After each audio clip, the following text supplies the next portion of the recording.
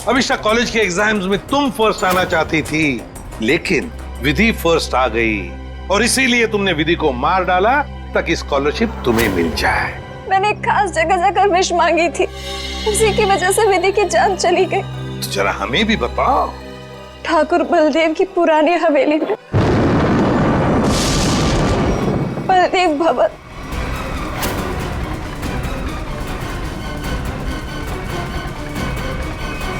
तो मेरा यकीन कीजिए सर, हवेली के पीछे की तरफ एक छोटी सी सीढ़ी मिली है, लेकिन पूरी तरह से टूटी हुई है। जैसी सीढ़ी ये बता रही है वैसी तो हो ही नहीं सकती। सर, इस तरफ तो कोई सीढ़ियां है नहीं। सर, मैं वहाँ की सीढ़ी की बात नहीं कर रही हूँ। सीढ़ी यहाँ थी इस जगह, और बड़ी सी सीढ़ी थी, और वहाँ से चढ़ के मैं ऊपर गई थी और मैंने विश मांगी। मैं झूठ नहीं बोल रही हूँ, मैं झूठ नहीं बोल रही।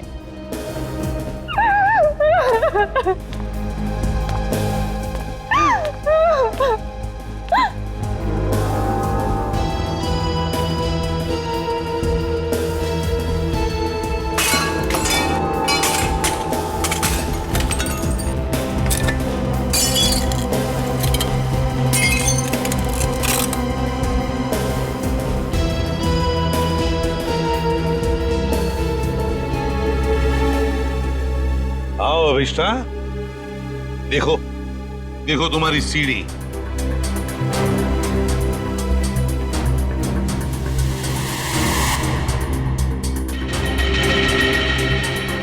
नहीं हो सकता, ये नहीं हो सकता। सीढ़ियाँ यही इसी जगह पर थी। किसने कहा था तुम्हें यहाँ इस हवेली में आने के लिए? तांत्रिक मिश्का ने। उसने कहा था कि इस हवेली में अपनी आंखों में पट्टी बांधकर जो भी विश मांगोगी वो पूरी होगी।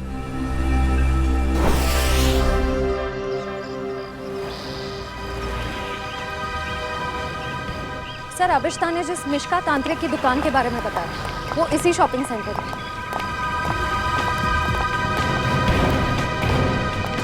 Shop number 108। ये पर ये तो कोई कोकाली इन्वेस्टमेंट का ऑफिस है। पक्का अभिष्टा ने इसी ऑफिस के बारे में बताया था। हाँ सर, उसने एड्रेस तो यही दिया था। रामू जल्दी करो, हमें शाम तक ये सब खाली करना है। Excuse me. जी कहिए। यहाँ इस दुकान में किसी मिशिका नाम की तांत्रिक का ऑफिस था, कहाँ गया वो? मिशिका से कुछ काम है आपको? जी। आप मिशिका के फ्रेंड हैं या क्लाइंट? हम सीआईडी से हैं। सीआईडी? अरे सर, कल ही मैंने मिशिका और उसके हस्बैंड प्रमोद की पुलिस में रिपोर्ट करवाई है। सर, कुछ पता चला उनके बारे में? आप कौन है? सर, मैं इस दुकान का मालिक हूँ, रमेश। और आपने मिशिका के खिलाफ रिपोर्ट क्यों लिखवाई? अरे सर, 2 हफ्ते पहले मैंने प्रमोद को ये दुकान भाड़े पे दी थी और उसने कोकाली इन्वेस्टमेंट का ऑफिस भी खोला था। और सर, मुझे अगले शनिवार को भाड़ा और डिपॉजिट देने का वादा भी किया था। आप उन्हें जानते थे कि बिना डिपॉजिट और किराए के आपने ये दुकान उन्हें भाड़े पर दे दी?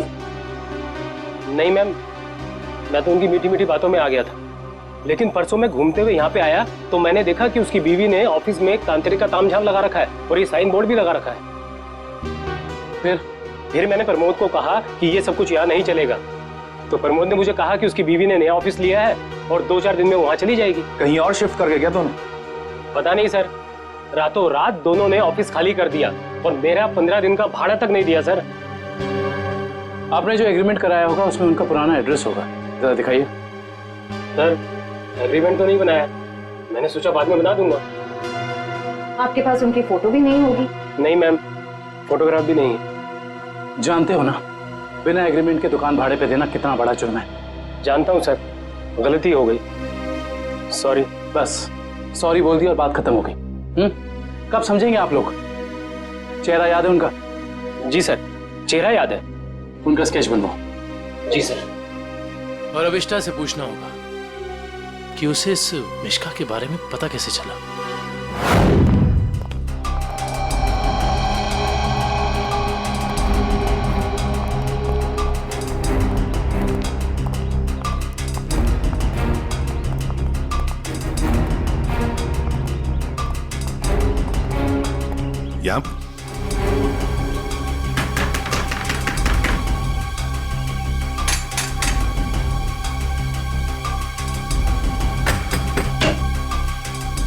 अरे सर, आप विधि के खूनी का पता चल गया क्या? बहुत जल्द पता चल जाएगा, लेकिन तुम्हारे पास ऐसी कोई जानकारी है जो हम जानना चाहते हैं? जी मेरे पास? जी हाँ।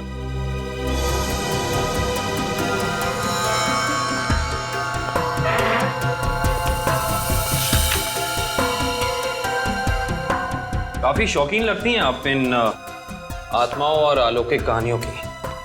जी हाँ, मुझे डरावने उपन्यास और डरावनी फिल्में पसंद है। तुम्ही अभिष्ठा को उस तांत्रिक मिश्का के बारे में बताया ना? वो सर, उसका पता मैंने किसी प्रचार वाले पर्चे में पढ़ा था। वो प्रचार वाला पर्चा तो होगा ना तुम्हारे पास? देखो जरा। देखती हूँ।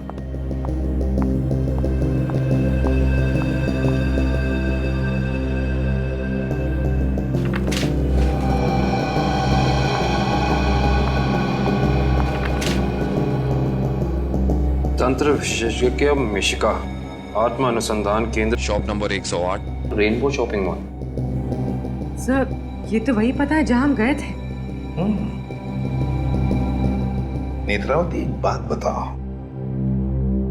ये पता, इस तांत्रिक का पता क्यों दिया तुमने अभिष्ठा को? सर, वो अभिष्ठा परेशान रहने लगी थी और अजीब सा बर्ताव करने लगी थी। अजीब सा बर्ताव मतलब वो लाइट्स बंद करके घंटों अंधेरों में बैठी रहती थी, किसी से भी झगड़ पड़ती थी, और तो और लेक्चर में उसका ध्यान भी नहीं रहता था। पेजेस पे विधि का नाम लिखती रहती थी, कम से कम 3-4 पेज लिख चुकी थी। और सिर्फ इसीलिए तुमने अभिष्ठा को इस तांत्रिक मिश्का का एड्रेस दिया है? नहीं सर, तंत्र मंत्र में तो मैं भी विश्वास नहीं रखती हूँ, लेकिन मुझे लगा शायद इससे उसका ध्यान बढ़ जाएगा और अपनी इस हालत से वो बाहर आ पाएगी। हाँ, लेकिन वो इन सब चीजों से बाहर आने की बजाय इन सब से जुड़ती चली गई। सच कहूँ तो अगर मुझे पता होता कि इन सब का नतीजा विधि की मौत है, तो मैं उसे ये सलाह कभी नहीं देती। ठीक है, अगर जरूरत पड़े तो हम तुमसे फिर मिलेंगे।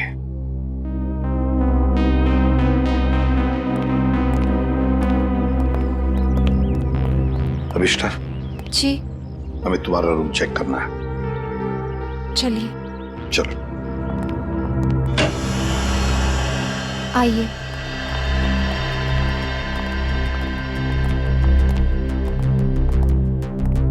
कमरे की अच्छी तरह से तलाशी ले लो।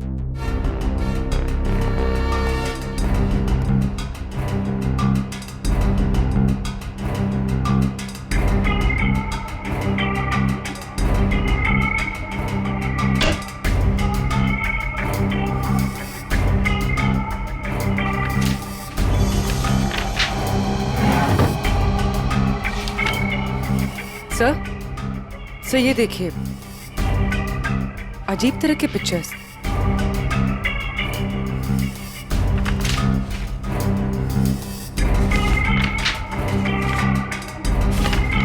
क्या है ये सब तुमने बनाई? मुझे पेंटिंग का शौक है। मेरे दिमाग में जो भी आया मैं वो पेंट करती हूँ। सर, किसी की तस्वीर मिली है। कौन है ये? तुम्हारे पापा? जी, मगर कुछ साल पहले ये गुजर गए। मेरे चाचा चाची ने मुझे पाला है। इनफैक्ट कॉलेज और हॉस्टल का खर्चा भी वो ही देखते हैं। सर, हाँ? ये दवाइयाँ मिली।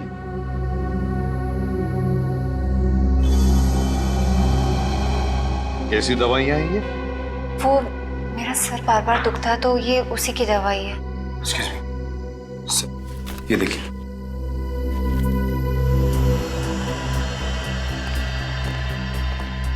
ये दवाइयाँ तो किसी साइकियाट्रिस्ट ने प्रिस्क्राइब की हुई है। सर, ये जरूर हमसे कुछ छुपा रही है। हाँ।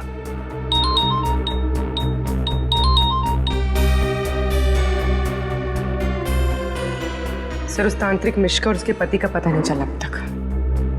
ठीक है, पहले इस साइकियाट्रिस्ट से मिलते हैं, और पूर्वी अभिष्ठा पर कड़ी नजर रखो।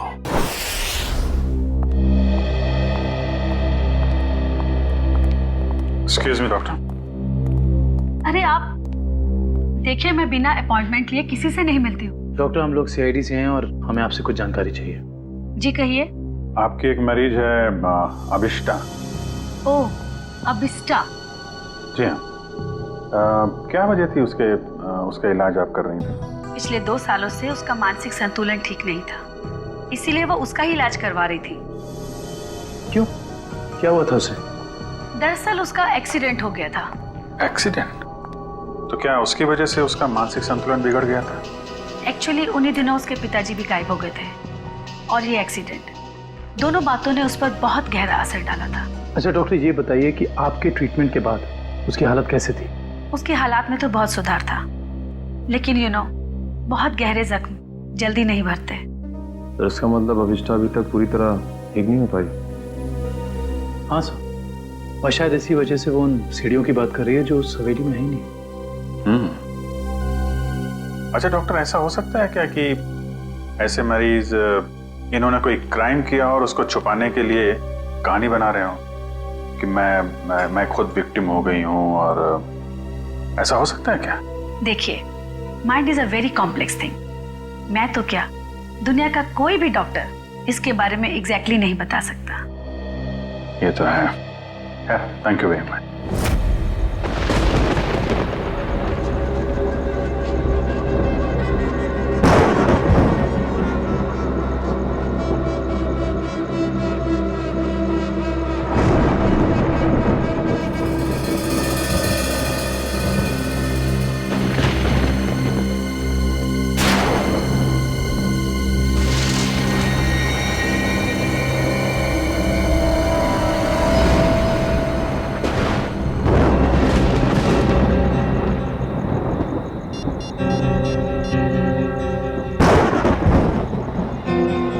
हेलो एसीपी साहब।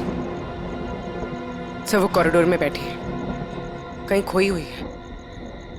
मैंने उस पर नजर रखी हुई है सर। ठीक है पूर्वी, उसके हर मूवमेंट पर नजर रखो, बताते रहना मुझे क्या क्या करती है वो। ओके? जी सर, कुछ भी अजीब होता है तो मैं आपको फोन करती हूँ।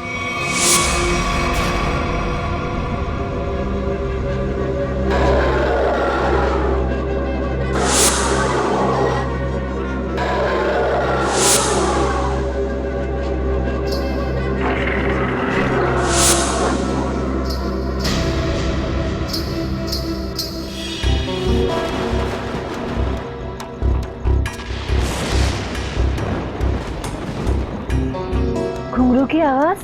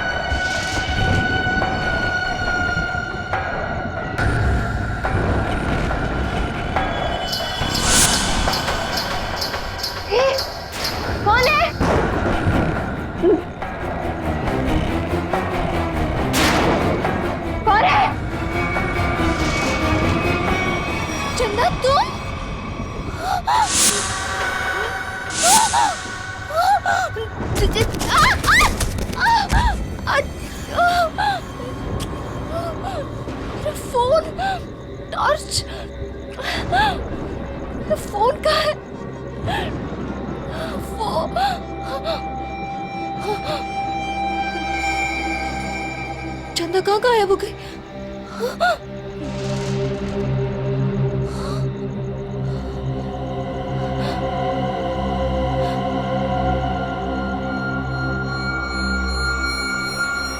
अपने पापा के पास जा।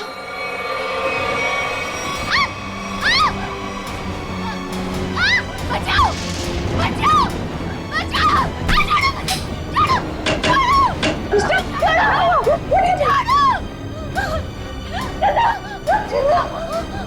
अरे क्या हुआ?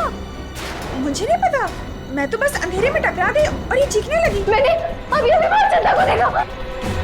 चंदा? चंदा? चंदा कौन है? कोई नई हॉस्टल में रहने आई है? नहीं नहीं, वो ना लाल साड़ी में है। वहाँ उधर, वहाँ सीढ़ियों के पास। अरे नहीं नहीं, जरूर तुम्हारा कोई वहम होगा। नहीं, ये मेरा बहन नहीं है। मेरे यकीन करो, मैं झूठ नहीं बोल रही हूँ। मैं यकीन करो। Okay okay, wait wait, relax, मैं देखती हूँ।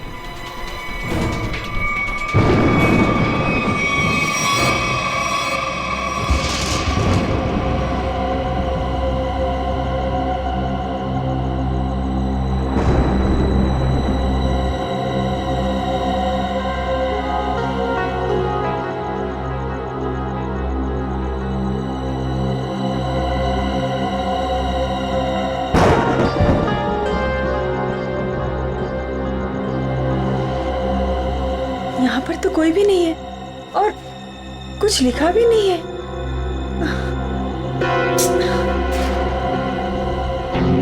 अभिष्टा, वहाँ पर तो कोई भी नहीं है और ना ही वहाँ कुछ लिखा हुआ है। ये वहाँ लिखा हुआ था, तो आप कैसे हो सकता?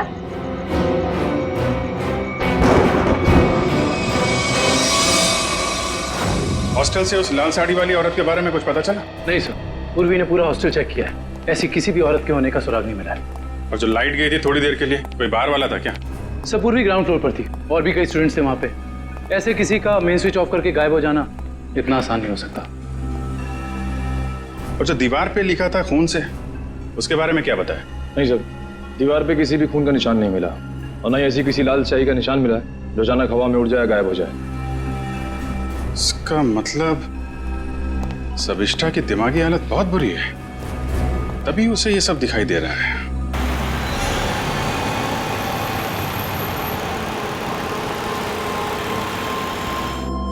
कोई है जो ये साबित करना चाहता है कि ये सारा काम चंदा की आत्मा कर रही है। हो सकता है सर, लेकिन उसने हवेली की सीढ़ी कैसे गायब की? हाँ सर, एक रात में अचानक सीढ़ी गायब नहीं की जा सकती है। चंदा की आत्मा का वापस आना और सीढ़ी का गायब होना, ये सब अभिष्टा की दिमाग की कहानी है। Hello Abhijeet sir, sir Abhishta hostel से निकलकर मारवे रोड की तरफ जा रही है।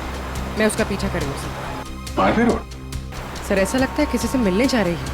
अच्छा, इस रोड पे तो उसका कॉलेज भी है। पर सर इतनी रात को कॉलेज में किससे मिलने जा रही होगी? सर हो सकता है ये वहाँ कोई सबूत भूल गई हो और अब याद आया तो लेने जा रही हो। नहीं, वहाँ पे कोई खास सबूत तो मिला नहीं था, कुछ और ही बात लगती है। नजर रखो उस पे।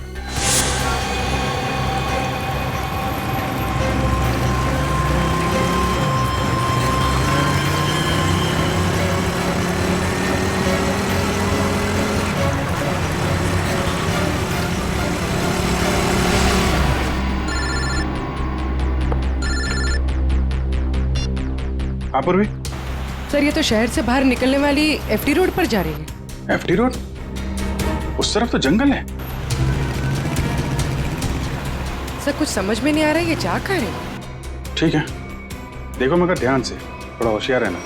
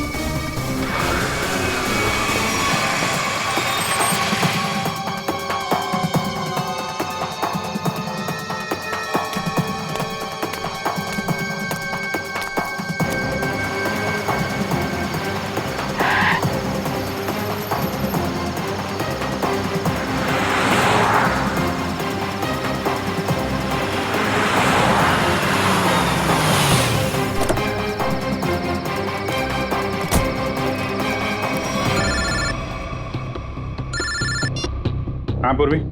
सर वो जंगल के अंदर घुस गई है, मैं उसका पीछा करती हूँ। ठीक है, तुम भी जाओ, लेकिन थोड़ा संभाल के, होशियारी से, हैं?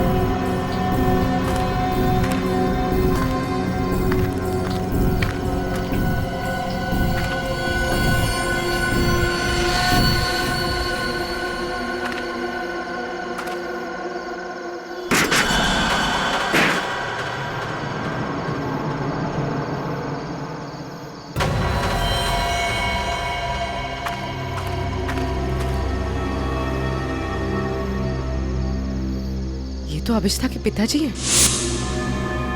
कौन है ये? तुम्हारे पापा? जी। ये तो मर चुके हैं।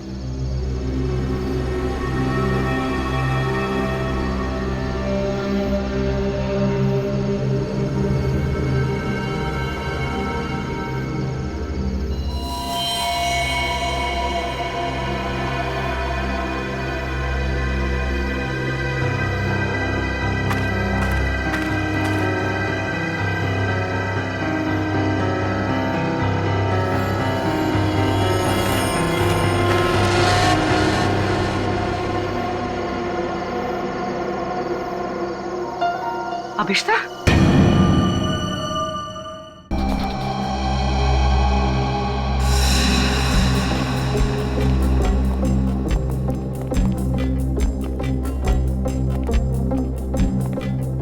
अभिष्ठा,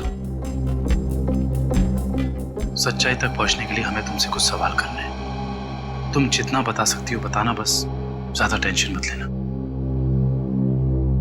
जी। क्या आप पहले से जानती थी कि आपके पिता पिछले 2 साल से जंगल के उस केबिन में छिपे हुए हैं? नहीं, इनफैक्ट 2 साल से मैं अपने पिताजी की तलाश भी नहीं कर रही थी। तो फिर तुम्हें उनके ठिकाने का कैसे पता चला? मुझे कुछ याद नहीं, मुझे कुछ याद नहीं कि कि मैं वहां कैसे पहुंची। याद करने की कोशिश करिए।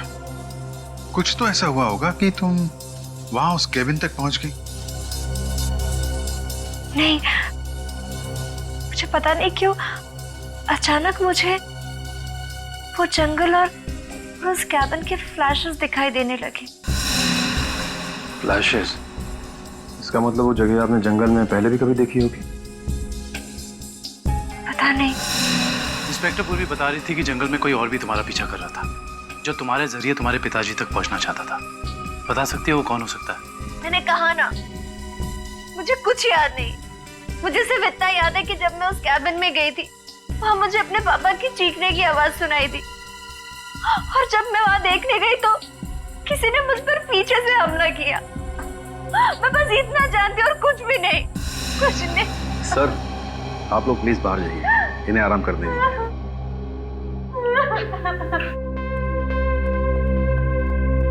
सब अभिष्टा के पिताजी के बारे में ज्यादा कुछ जानकारी मिली नहीं। उस केबिन की छानबीन करते हैं, वहीं से कुछ पता चलेगा।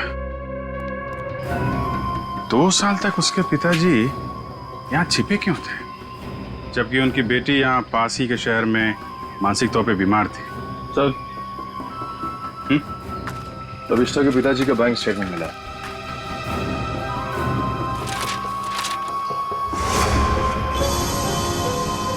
काफी सारे अकाउंट्स हैं इनके, तो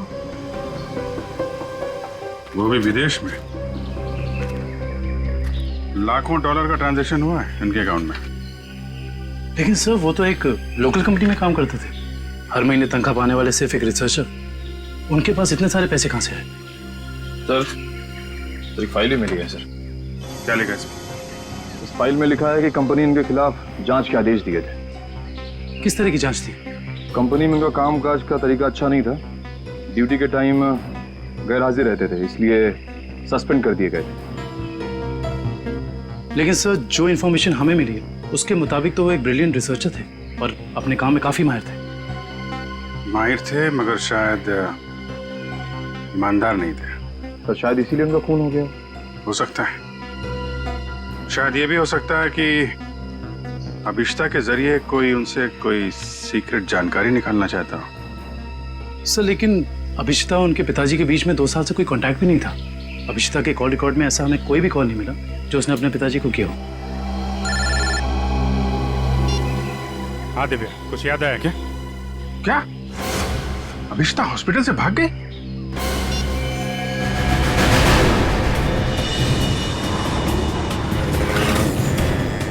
हेलो अभिष्टा, अभिष्टा कहाँ हो तुम? हवेली में? हेलो हेलो अभिष्टा, तुम ठीक तो हो? हेलो हेलो, लगता है अभिष्टा किसी मुसीबत में हवेली में है। वो फोन चालू है मगर वो बोल नहीं रही है।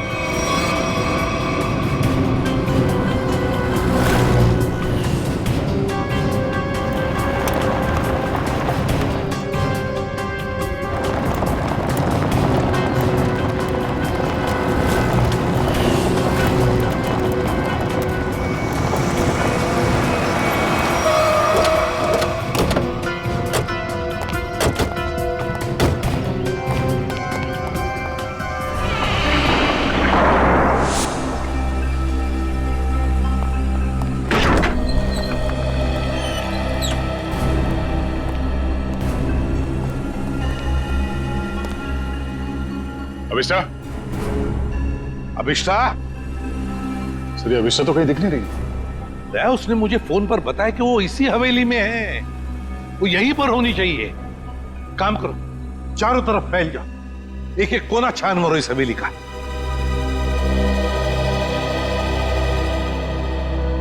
अभिष्टा,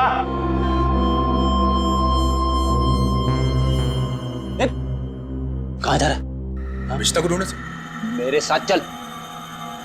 अभिष्टा का तो पता नहीं है, मगर यहाँ पे आत्मा जरूर होगी। कभी सीढ़ी बनाती है तो कभी गायब कर देती है। इन आत्माओं का कोई भरोसा नहीं होता। मेरे साथ चल चल। लगता नहीं है ये अभिष्टा यहाँ पर आई थी। कैसे हो सकता है? उसने मुझे बताया था कि वो हवेली में ही है, हवेली में। उसका फोन ट्रैक करके देखो।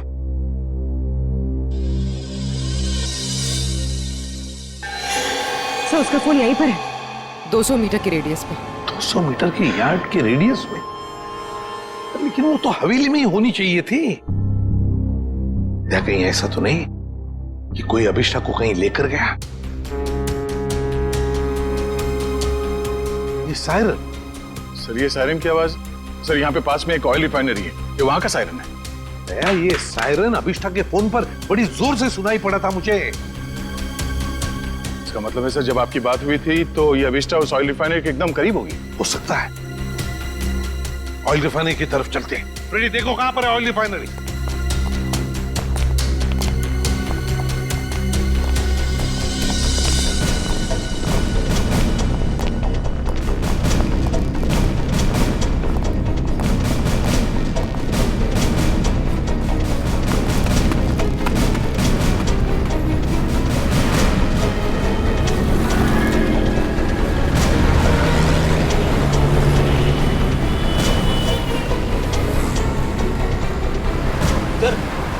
ऑयल रिफाइनरी भी यहीं पे दिखा रही है। सर अभिष्ठा का मोबाइल यहाँ पर दिखा रहा है। सर ये रास्ता तो बंद है आगे। पर सर अभिष्ठा का मोबाइल तो यहीं पर दिखा रहा है। ऑयल रिफाइनरी भी यहीं पे दिखा रही है सर, ये देखिए। और अभिष्ठा के मोबाइल पर सायरन बज रहा था रिफाइनरी का, बड़ी तेजी से बज रहा था। इसका मतलब अभिष्ठा यहीं कहीं आसपास में होनी चाहिए। कोई और रास्ता है क्या? देखो जरा।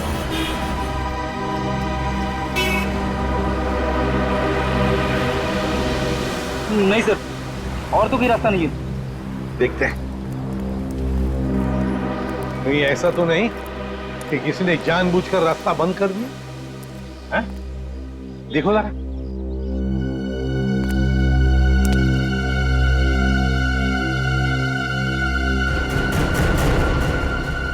नहीं सर, रास्ता जबरदस्ती बंद किया गया है। आगे रोड खुला है। तो फिर दया छोड़ दो इसे।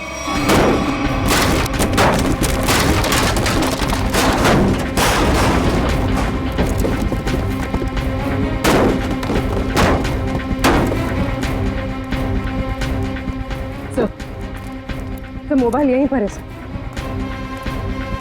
सर अभिष्ठा का मोबाइल यहीं पर है। Sir mobile.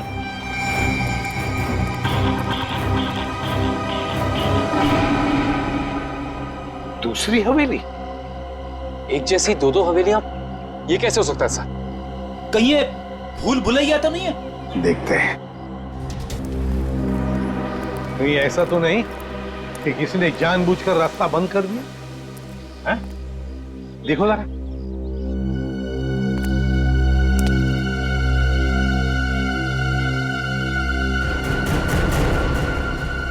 नहीं सर, रास्ता जबरदस्ती बंद किया गया है। आगे रोड खुला है। तो फिर दया छोड़ दो इसे।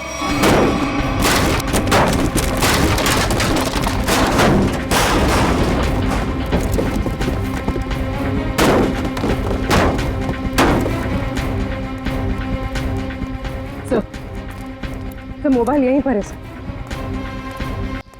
सर अभिष्ठा का मोबाइल यहीं पर है। Sir mobile.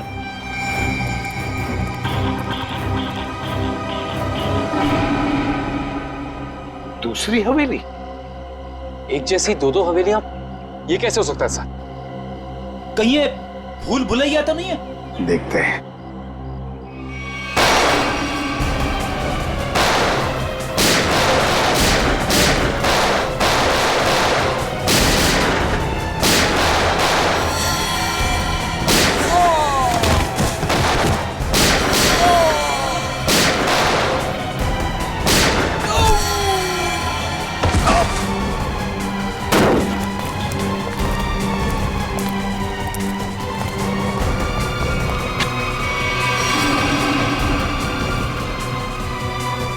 गुंडों को तो मार दिया, आत्मा को गोली कहां से मारूं?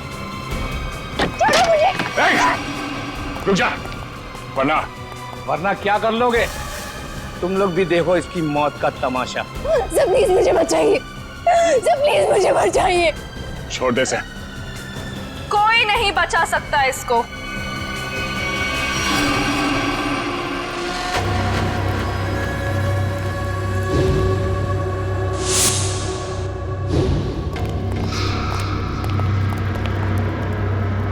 नेत्रावती तुम?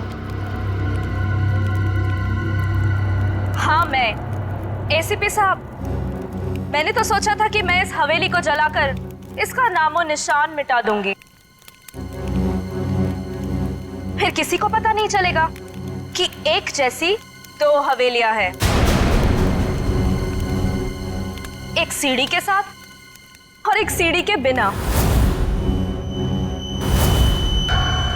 और फिर आप सब लोग अभिष्टा को ही पागल समझेंगे। लेकिन अभिष्टा ने यहाँ आकर तुम्हारे प्लान पे पानी फेर दिया। हाँ, लेकिन मैं मेरा प्लान इतनी आसानी से बदलने नहीं दूंगी। तुम ऐसा कुछ मत करना नेत्रावती जिससे तुम्हें जिंदगी भर पछताना पड़े, समझे? पछताओगे तो तुम सब, क्योंकि अभिष्टा के साथ तुम सब मरोगे।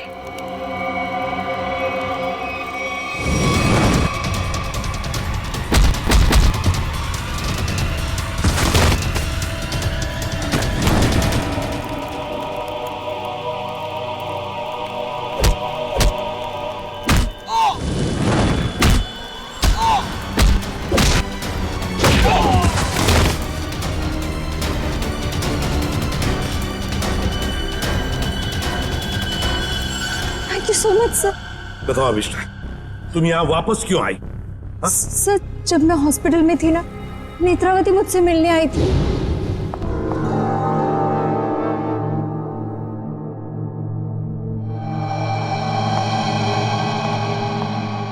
अभिष्टा, अभिष्टा, नेत्रावती तुम? आराम से। अभिष्टा ये सब कैसे हो गया?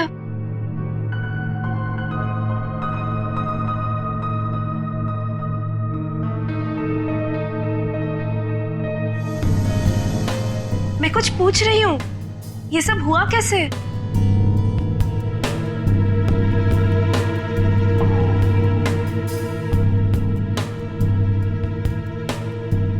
मुझे याद नहीं है। अरे तुम कहाँ जा रही हो? वॉशरूम। पर नेत्रावती तू ना कहीं मत जाना, हाँ? यहीं रुकना, मुझे तेरे से ढेर सारी बातें करनी है। हाँ ठीक है। पक्का कहीं मत जाना प्लीज। मैं अब भी जाके आया। हाँ रुकना यहीं पे। हाँ।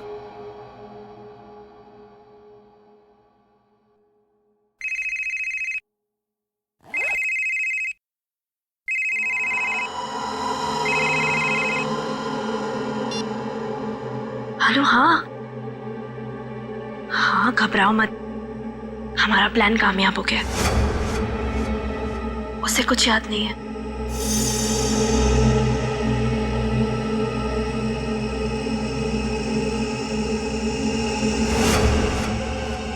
हाँ हाँ, बस यहाँ से निकल के मैं वहीं जा रही हूँ। ठाकुर बलदेव की दूसरी हवेली ना, जिसमें सीढ़ियाँ हैं। गिरवा दूंगी। हाँ ठीक है, जाती हूँ। बाय।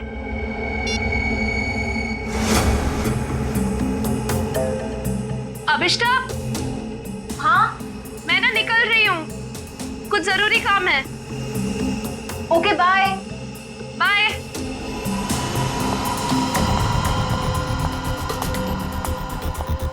दूसरी हवेली? ये दूसरी हवेली का क्या मतलब है? पता लगाना होगा। यहाँ से जाओ कैसे?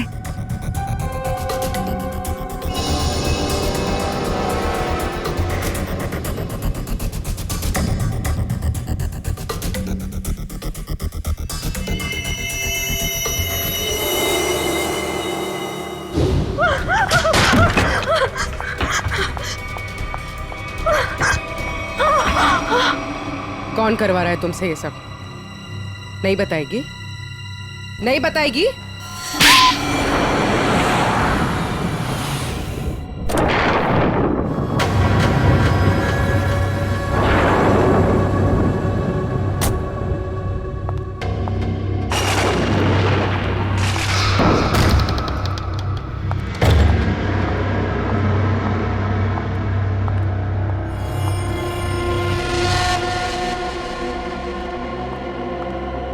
नेत्रा, तुम्हें पता है ना हमारी थोड़ी देर में फ्लाइट है, हमें हमेशा के लिए यहाँ से निकल जाना है। और तुमने ये हवेली जलाई क्यों नहीं अभी तक? माँ, एक प्रॉब्लम है। इतना छोटा सा काम नहीं कर पाए तुम।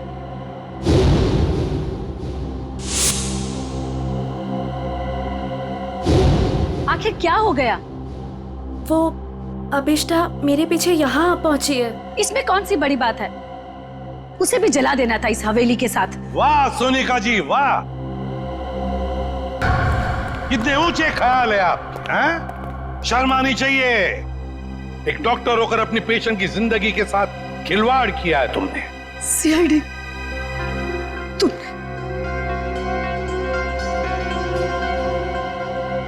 मेरे पास और कोई रास्ता नहीं था। मैंने साइकेट्रिस्ट का काम सिर्फ इसलिए शुरू किया ताकि अभिष्टा की याददाश्त वापस आ जाए और उससे मैं जरूरी जानकारी हासिल कर सकूं। और इसलिए अभिष्टा की याददाश्त वापस लाने के लिए तुमने यह सोचने पर उसे मजबूर किया कि विधि का खून उसी ने किया है ना? हाँ, अभिष्टा अपनी याददाश्त का एक हिस्सा खो चुकी थी एक्सीडेंट में, और उसे वापस लाने के लिए मुझे उससे मौत का खौफनाक अनुभव कराना बहुत जरूरी था। और ये सब पूरा करने के लिए तुमने वो मन्नत पूरा होने वाला खेल रचा और विधि को मार दिया। अभिष्टा के पिता कहाँ रहते हैं उसका पता लगाकर उसे बदला लेना चाहती थी, क्योंकि उन्होंने मेरे पति बुश, जो कि उनके साथ रिसर्च का काम करते थे, उनकी जान लेकर उनके सारे इंपॉर्टेंट डॉक्यूमेंट्स लेकर कहीं छिप गए। हमने उन्हें बहुत ढूंढा पर वो कहीं नहीं मिले। तुम अभिष्टा के पिता से बदला लेना चाहती थी, इसलिए उसकी याददाश्त वापस लाकर उनका पता जानना चाहती थी, है ना? हाँ, हमने बदला ले लिया। डॉक्टर सोनिका, अपने पति की मौत का बदला लेने के लिए तुम दोनों मां बेटियों ने एक मासूम विधि की जान ले ली। कानून तुम्हें कभी माफ नहीं करेगा। तुम्हें कड़ी से कड़ी सजा मिलेगी, कड़ी से कड़ी सजा।